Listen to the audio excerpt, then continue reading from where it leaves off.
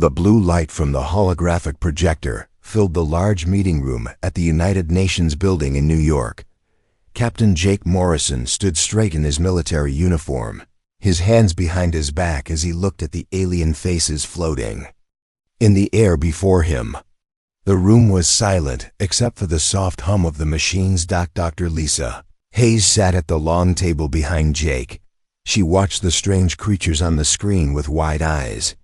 Some looked like walking crystals that sparkled in the light. Others had long arms like tentacles that moved slowly as they spoke. These were the leaders of the Galactic Council, and they had called this meeting to give Earth an answer that would change everything. Admiral Carl Stevens sat next to Lisa. His old hands were folded on the table, but his jaw was tight. He had been a soldier for 40 years, and he could feel that bad news was coming. Senator Amy Brooks was there too, representing the government. She had her notebook ready, but her pen was not moving. The crystal creature in the center of the projection began to speak. Its voice came through the translation machine as cold and clear words. "We have made our decision about the human species and the planet called Earth." Jake felt his heart beat faster, but he did not move. Behind him, he could hear Lisa take a deep breath. "The Galactic Council has voted," the alien continued. "The vote was unanimous. Humanity will be removed from galactic civilization.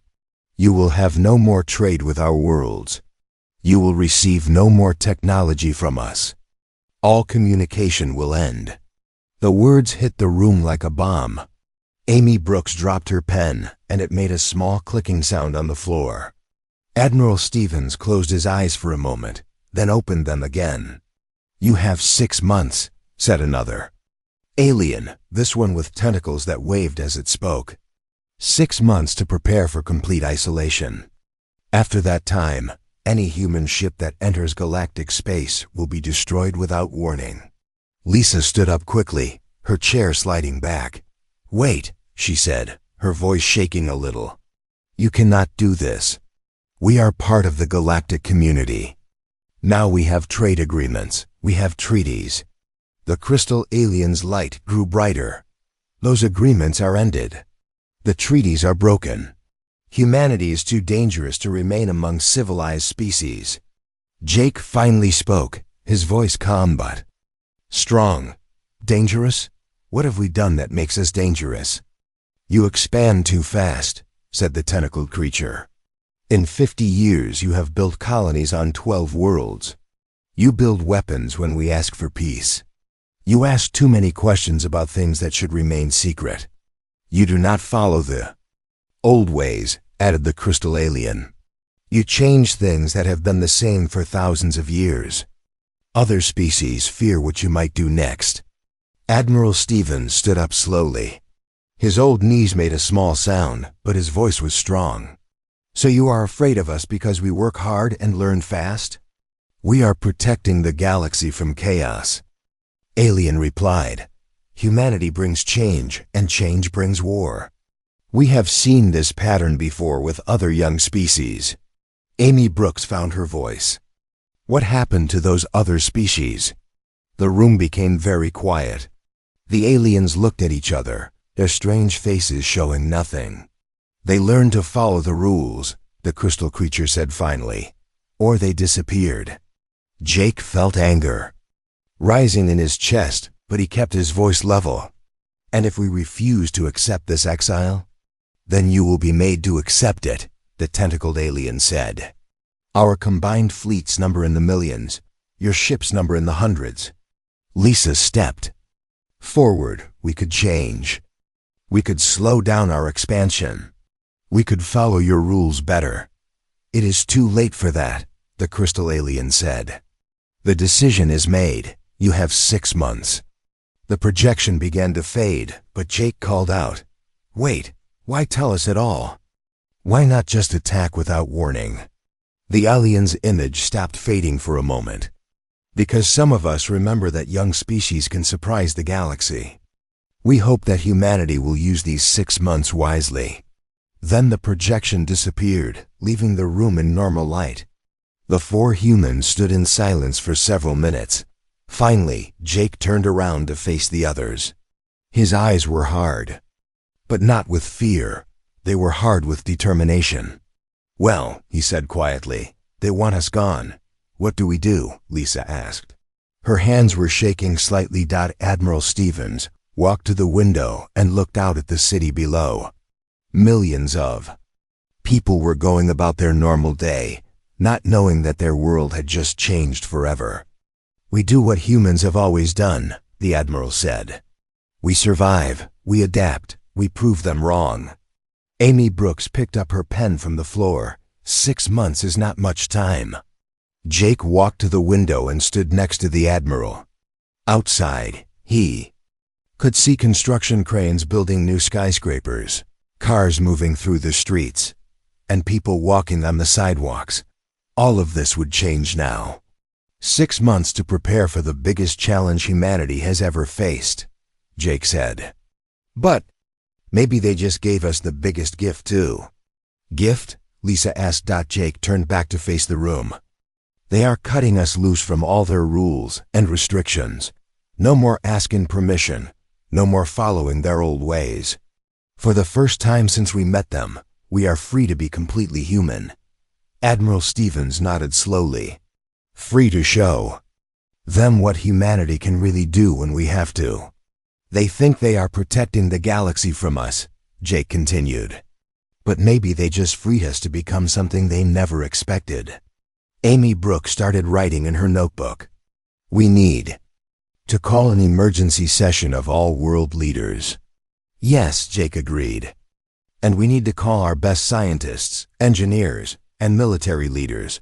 We have 6 months to change everything." Lisa looked out the window at the sky. "They want us to disappear quietly." Jake smiled for the first time since the meeting started. "But we are not going quietly into the night. We are going to show them what happens when you try to cage humanity." The four of them began to plan humanity's next chapter. 4 months had passed since the Alien Council delivered their message. The moon looked different now. Where once there were only research stations and mining facilities, massive construction yards stretched across the lunar surface. Bright lights worked day and night as thousands of workers built the largest ships humanity had ever imagined. Chief Engineer Ryan Clark stood on the observation deck of Luna Station 7, watching another hull section being moved into place. The ship below him was enormous, bigger than any city on Earth. It would be home to 3 million people when completed. This was just one of 50 such ships being built across the moon's surface. "How many more sections do we need?" asked his assistant, Maria Santos, as she joined him at the window. Ryan checked his tablet. 12 more for the residential areas, then we start on the industrial sections. This ship needs to be completely self-sufficient." Maria looked at the numbers on her own screen. "The other construction sites are ahead of schedule too. Site 3 finished their first ship yesterday." "Good," Ryan said. "We need every one of them ready before the deadline." Below them, welding sparks lit up the darkness like tiny stars. The workers moved with purpose and speed that amazed even Ryan. Everyone understood what was at stake. Everyone knew that failure meant death for the human race. Dr. Helen Park walked into the observation deck carrying a coffee and a thick folder of papers. She was the head of humanity's terraforming division, and she had been working 18-hour days for months. "Ryan, I need to show you something," she said, spreading her papers on the table. "Something that could change everything." Ryan and Maria gathered around the table. The papers showed diagrams of strange machines and planetary systems. "What am I looking at?" Ryan asked. Helen pointed to one of the diagrams. "Mobile terraforming platforms. Instead of finding planets that are already good for humans, we build machines that can make any planet good for humans." "How long would that take?" Maria asked. "With traditional methods, maybe 200 years per planet," Helen said. "But I have been working on something new. Nanoscale atmospheric processors combined with artificial gravity generators. Ryan studied the diagrams more carefully. This is incredible, Helen. But can we actually build these? We are already building them, Helen said with a smile. 3 prototype units are being assembled at Site 12. If they work, we can terraform a planet in less than 20 years. Maria whistled softly. The aliens have no idea what we are capable of. That is the point, Helen said. They think exile means we will struggle to survive on a few harsh worlds. They do not know we can create paradise wherever we go. The door opened and Commander Nick Davis walked in, still wearing his spacesuit from a long-range mission. His face was tired but excited. Ryan, Helen, you need to hear this, he said, pulling off his helmet. We just got back from the Kepler 442 system. What did you find? Ryan asked. Nick sat down heavily in a chair. 17 planets, 6 of them perfect for terraforming. An asteroid belt full of rare metals. And something else. He paused, looking at each of them carefully. What? Helen asked. No alien presence, no markers, no claims, no monitoring stations. The whole system is completely untouched. Ryan felt his heart speed up. How far is it? With our new FTL drives, about 3 months. Travel time. But here is the best part, Nick continued. It is in a region of space the aliens consider worthless. They have never even explored it properly. Helen started making notes quickly.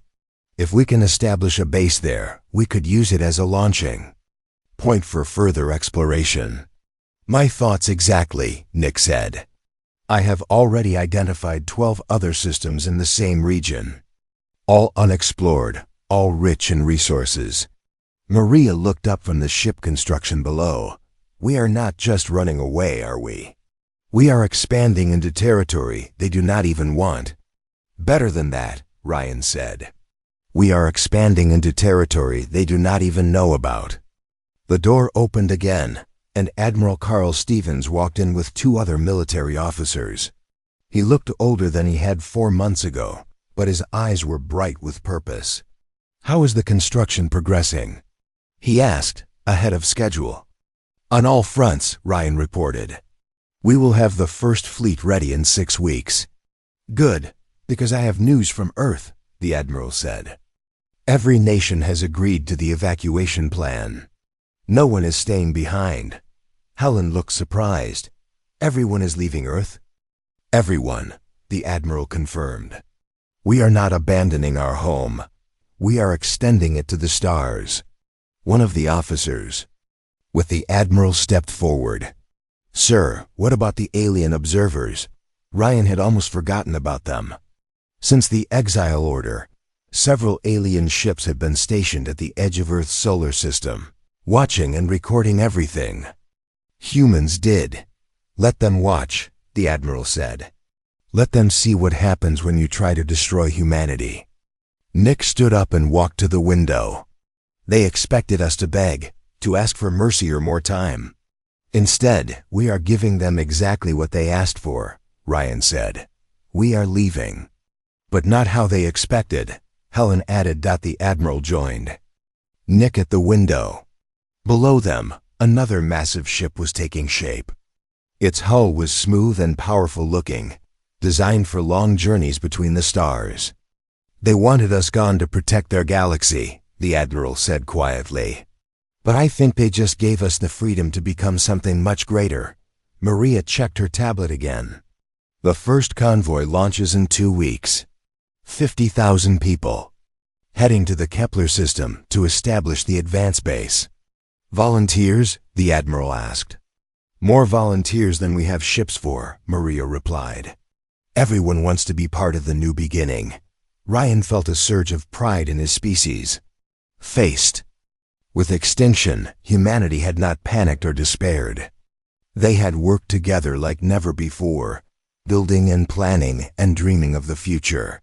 The aliens think they know us, he said. They think we are just another aggressive young species that needs to be controlled or eliminated. They are about to learn how wrong they are, Nick said. Helen gathered up her papers. I need to get back to the terraforming project. The future is not going to build itself." As she left, the others continued watching the construction below. Ship after ship taking shape, each one a symbol of human determination and ingenuity. "How long before they realize what they have done?" Maria asked. The Admiral smiled. "By then, it will be too late to stop us." 15 years had passed since the great ships left Earth's solar system. Captain Beth Taylor stood on the bridge of the Freedom's Call, watching the beautiful blue and green planet grow larger on the main screen. This world had been nothing but rock and poison gas when they arrived 5 years ago. Now it had oceans, forests, and cities where 3 million humans lived and worked. "Atmosphere readings are perfect, Captain," reported Lieutenant Kate Taylor from her station. Kate was Beth's daughter, born on this ship during the long journey from Earth. At 25 years old, Kate had never seen the world where humanity began, but she was proud to be part of humanity's new chapter among the stars. "Thank you, Kate," Beth said, settling into her command chair. The bridge around her was nothing like the old Earth ships. Everything was more advanced, more efficient. 15 years of having to build everything themselves had made humans much better at creating technology. Dr. Paul Martinez walked onto the bridge carrying his usual tablet full of research notes. As the ship's chief science officer, he had spent the last 15 years making discoveries that would have amazed the scientists back on Earth. "Captain, I have the final report on the Proxima System exploration," he said, handing her the tablet. "Beth, read through the information quickly. 12 planets, 7 suitable for terraforming, massive deposits of rare elements, and still no sign of alien activity in this entire region of space. It is like they never bothered to look out here," Paul said. "We have surveyed 43 star systems in the past 5 years, all of them empty of alien presence. All of them rich in resources." Kate turned from her station. "Why do you think the aliens never explored this far out?" Paul shrugged. "Maybe they got comfortable with their old territories.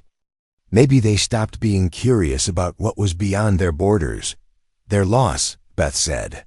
"Our gain." The door to the bridge opened and Trademaster Joe Williams entered.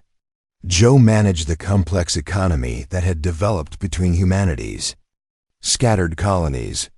In 15 years, humans had learned to trade and cooperate across vast distances without any outside help. "Captain, I have the monthly trade reports," Joe said. "Production is up 20% across all colonies. The new mining stations in the asteroid belt are exceeding expectations." "What about the other colony ships?" Beth asked. "All 47 ships are reporting successful settlements," Joe replied. "The New Horizon just finished terraforming their second planet. The Pioneer's Dream discovered a system with naturally habitable worlds." Beth smiled. "When they left Earth, many people worried that humanity would barely survive in exile. Instead, they were thriving like never before." "Any word from the Deep Explorer mission?" Kate asked. Joe checked his notes. "They are still pushing further into unexplored space. Last transmission reported finding systems with planets even richer than what we have seen so far." "Communication." Officer Grace Lewis turned from her station with a serious expression. "Captain, I am picking up something unusual on the long-range sensors." "What kind of unusual?" Beth asked. "Alien transmissions, very faint but definitely not human." Everyone on the bridge became very quiet. They had not detected any alien activity in 15 years. "Can you tell what they are saying?" Paul asked. Grace worked at her controls for several minutes. "It is in the old Galactic Council communication format. I can translate some of it." "Go ahead," Beth said. Grace listened to her equipment for a moment. "They are talking about trade disruptions, something about economic problems since humanity disappeared." "Economic problems?" Joe asked, moving closer to Grace's station. "Yes, it sounds like several alien species are having trouble with their trade routes." Some kind of shortage of manufactured goods. Beth thought about this information. We used to provide a lot of manufactured goods to the galactic market before. The Exile, more than a lot, Joe said. Earth was one of the most productive manufacturing centers in the galaxy. We made things faster and cheaper than most alien worlds. Paul was making notes on his tablet. What else are they saying, Grace? Grace listened for a few more minutes. Something about young species asking questions about the Galactic Council's authority. There seem to be some planets that are unhappy with the old system. Interesting, Beth said. Anything about humans specifically? They mentioned the vanished aggressive species several times. They seemed confused about where we went. Kate laughed. They expected us to die quietly in some corner of space. Instead, we disappeared completely, Joe added. No distress signals, no pleas for help, no trace of our existence. That must be bothering them, Beth said. They probably expected to hear reports of human colonies failing or asking to come back. Grace held up her hand for silence, then listened carefully to her equipment. Wait, there is more. They are talking about unidentified ships being seen in previously unexplored regions. Beth felt her heart beat faster. What kind of ships? Unknown design, very advanced. Moving through space in large groups. Paul looked at Beth with raised eyebrows. Do you think they have detected some of our ships? Possibly, Beth said. But if they have, they do not recognize them as human. Joe was already thinking about the implications. 15 years of building our own technology, our own designs. Our ships probably look nothing like the old Earth vessels they remember. And we are operating in space they never bothered to explore. Kate added. Grace continued listening to the alien transmissions. They sound worried. Some of them are arguing about whether they made the right decision about humanity. Too late for that, Beth said firmly. Paul walked to the main screen, which still showed their beautiful terraformed world. Look what we have accomplished in just 15 years. 47 thriving colonies. Technology that surpasses anything we had when we left Earth. A completely self-sufficient civilization. And we are just getting started, Joe said. The next 15 years will bring even more growth and discovery. Beth stood up from her command chair and walked to the main screen. Below them, the planet showed cities connected by rivers and forests. Farms and factories working in harmony with nature. This was just one world out of dozens that humans now called home. They wanted to protect the galaxy from us, she said quietly. They thought we were too dangerous, too unpredictable. Maybe. We were, Kate said. When we were trying to fit into their system, follow their rules. But now we are free to be ourselves, Paul added. Free to explore and build and grow without asking anyone's permission. Grace looked up from her station. The transmissions are getting weaker. I think they are moving away from our position. Good, Beth said. Let them wonder what those unidentified ships were. Let them worry about what happened to humanity. She turned back to her crew, her family, her people. They gave us the greatest gift they could have given us, even though they did not mean. What gift? Kate asked. Freedom, Beth replied.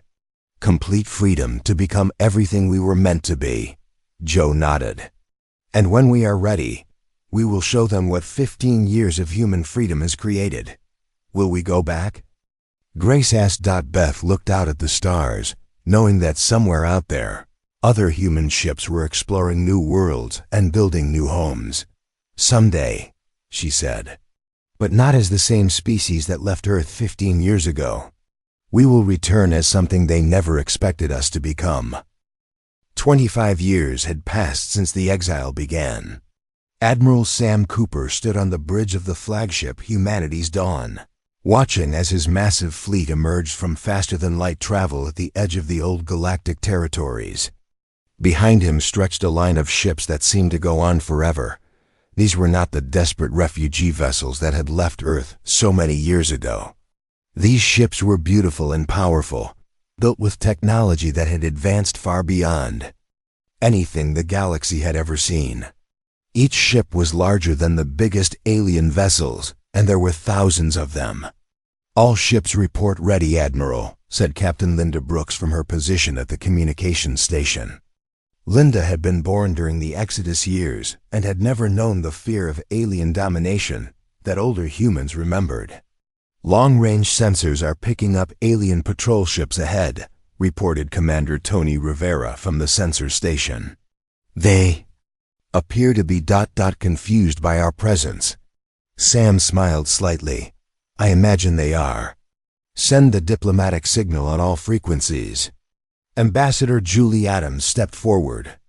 She was humanity's voice for this historic moment, chosen because she understood both the old galaxy and the new humanity that had emerged from exile.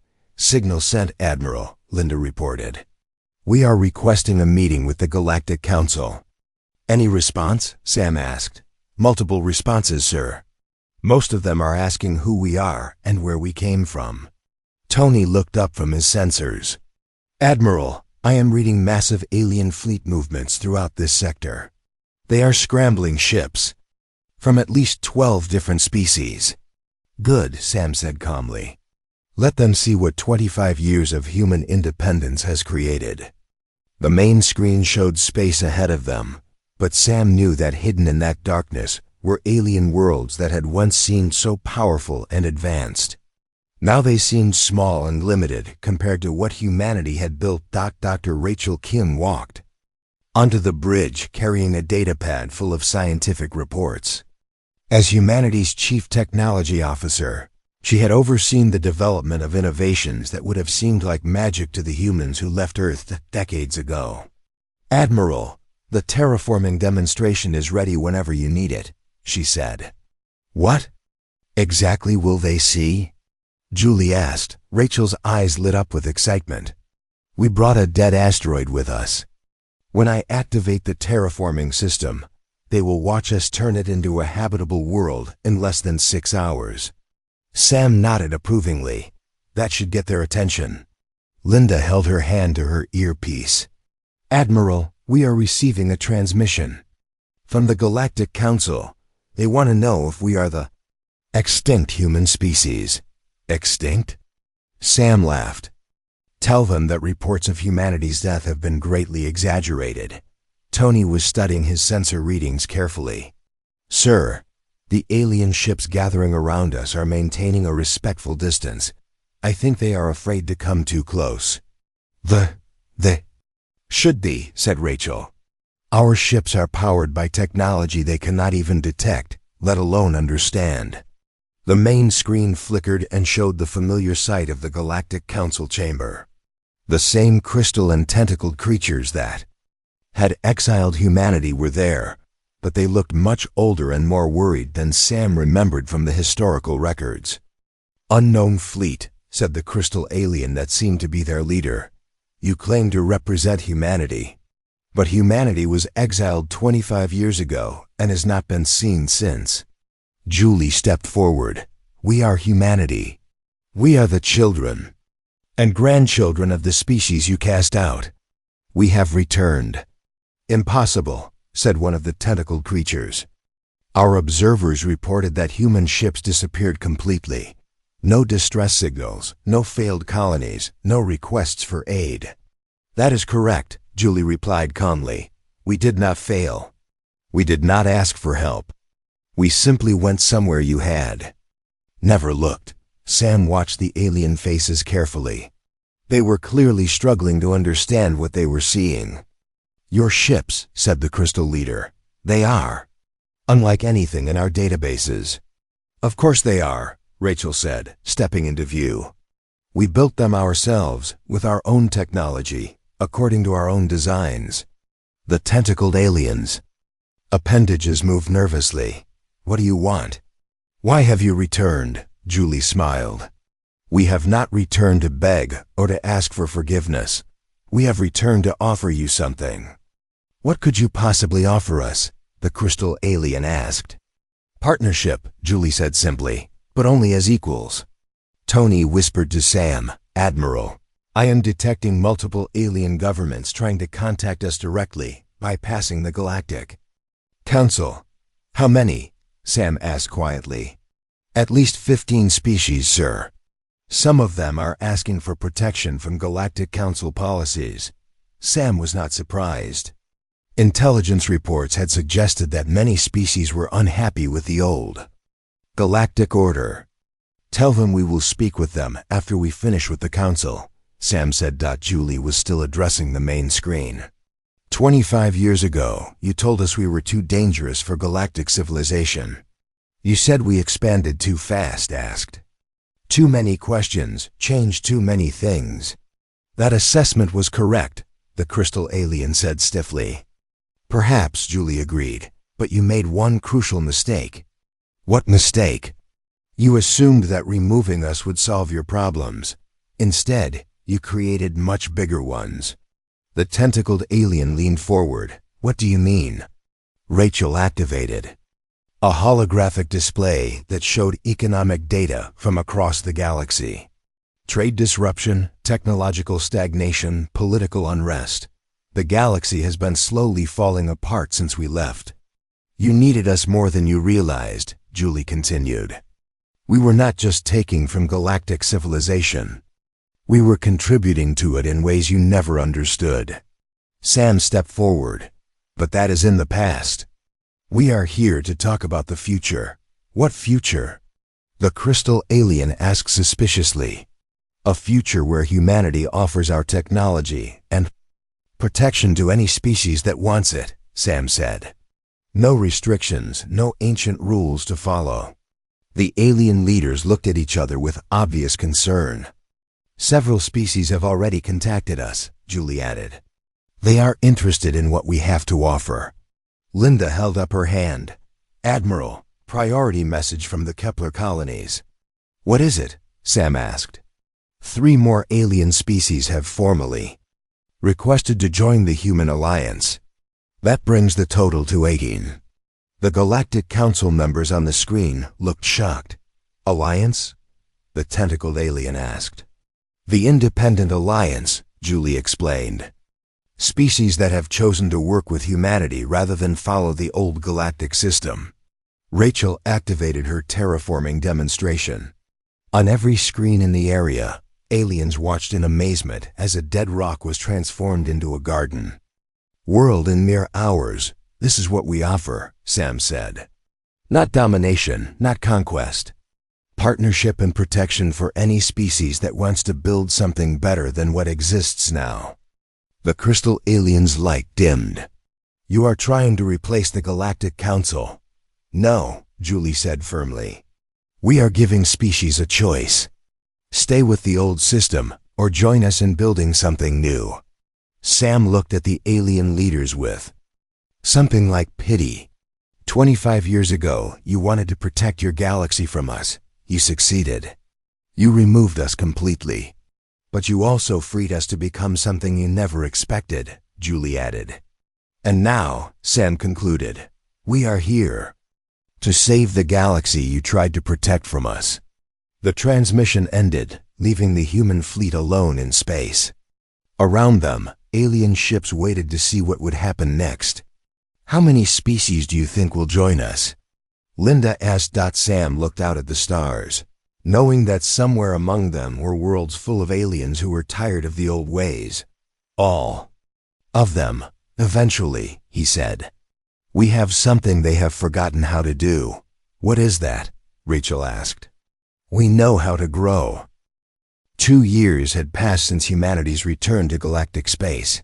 The galaxy looked very different now. Ambassador Julie Adams stood in the main conference room of New Geneva Station, humanity's new diplomatic center built in the heart of what used to be Galactic Council space. Through the large windows, she could see ships from dozens of different species coming and going. Most of them flew the blue and silver flag of the Independent Alliance alongside their own world's colors. The old galaxy where species feared each other and followed ancient rules was disappearing, replaced by something new and hopeful. Ambassador, the morning briefing is ready, said Captain Steve Barnes as he entered the room. Steve commanded the security forces that protected the growing alliance of free worlds. "How many new applications today?" Julie asked, settling into her chair at the conference table. 7 more species have requested to join the alliance, Steve reported. "That brings our total membership to 43 worlds. What about the Galactic Council? Down to 12 member species. 3 more. Left them this week to join us instead." Julie smiled. The old council that had once seemed so powerful was crumbling as species chose freedom over control. Dr. Rachel Kim walked in carrying her usual collection of research tablets. As the Alliance's chief science officer, she oversaw the sharing of human technology with their new partners. "Julie, I have wonderful news," Rachel said, setting her tablets on the table. "The Andromedan refugees have successfully terraformed their first world using our technology." "How long did it take them?" 8 months. "They should have their first 1,000,000 colonists settled within a year." Steve looked impressed. The Andromedans lost their homeworld to galactic politics 50 years ago. The old council told them there was no space available for relocation. "Now they will have 5 new worlds to choose from," Rachel said proudly. The door opened and Dr. Lisa Kane entered. As president of the United Human Colonies, she had traveled here to see how the alliance was developing. Behind her walked Admiral Sam Cooper and Captain Linda Brooks. "Good morning, everyone," Lisa said, taking a seat. "I bring news from the human colonies." "Good news, I hope," Julie said. "The best news. Colony ship construction is ahead of schedule. We now have over 300 worlds fully terraformed and inhabited. Population has reached 12 billion and growing." Sam nodded approvingly. "Our exploration fleets have mapped over 1,000 star systems in the past 2 years. Most of them are suitable for development." Linda consulted her notes. "The new FTL technology allows us to travel between our furthest colonies in just days, instead of months." Rachel was already making calculations on her tablet. "At this rate of expansion, human space will be larger than the old Galactic Council territory within 5 years. And we are sharing everything we learn with our alliance partners," Julie added. Steve's communication device beeped. He listened for a moment, then looked up with a serious expression. "What is it?" Lisa asked. "Long-range scouts report Zephyrian attack ships approaching the Kepler sector. They are targeting one of our Alliance member worlds." Lisa stood up immediately. "How many ships?" 50 vessels. The local defense force has only 12 ships." Sam was already activating his command controls. "All human battle groups in that sector respond immediately. Full defensive protocols." Julie felt a familiar anger rising. The Zephyrians were one of the few species still loyal to the old Galactic Council, and they had been making aggressive moves against Alliance worlds for months. "Steve, how long until our ships arrive?" she asked. "Our nearest battle group is 20 minutes away, but the attack will begin in 10 minutes. Rachel looked up from her tablets. "The world they are attacking is New Haven, 2 million Deltan. Refugees live there. They joined our alliance only last month. The Deltan's original homeworld was destroyed by Galactic Council mining operations," Linda added. "These refugees are all they have left." Lisa's jaw tightened.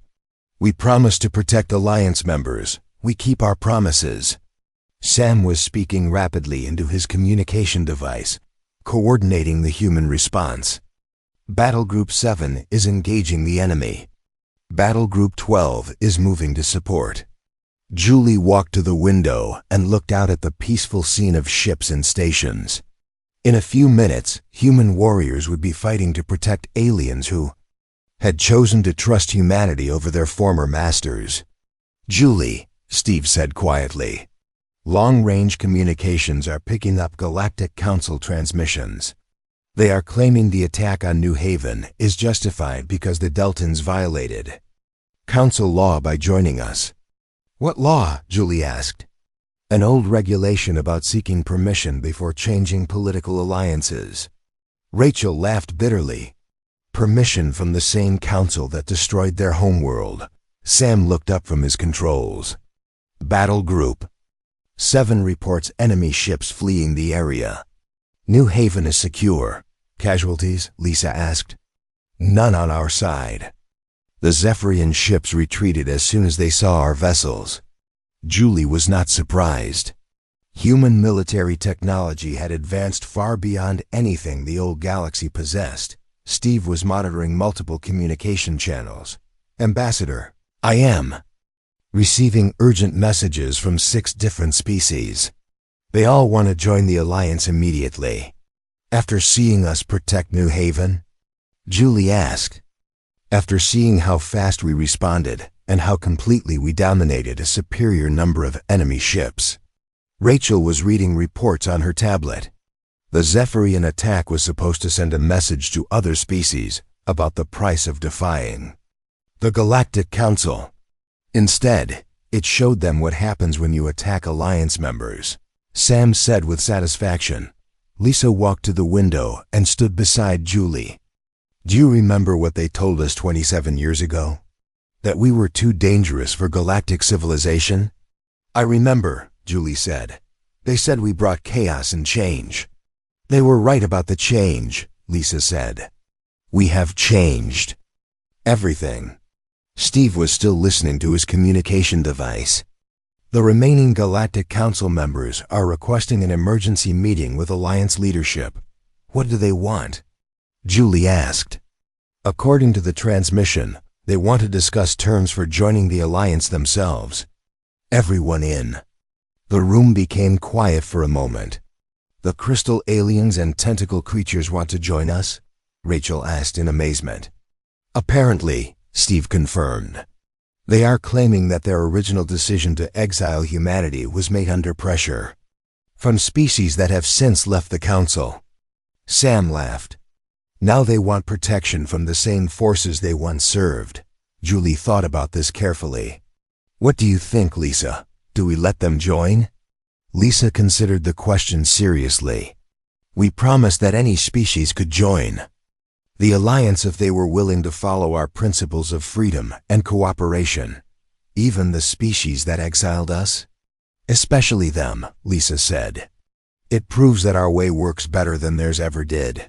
Julie nodded slowly. Schedule the meeting, but make it clear that if they join us, they follow our rules now. Steve made the arrangements while the others continued planning for the Alliance's future. How long do you think it will be before every species in the galaxy is part of the Alliance? Rachel asked. Sam studied the star charts on his tablet. At the current rate, maybe 10 years. And then? Linda asked. Julie looked out at the stars, thinking about all the worlds where humans and aliens now work together as equals. Then we start expanding beyond this galaxy, she said. There are other galaxies out there, other species that might need what we have learned. The old council wanted to protect their galaxy from us, Lisa said. Instead, they taught us how to save it. Julie smiled. And now we are ready to save others.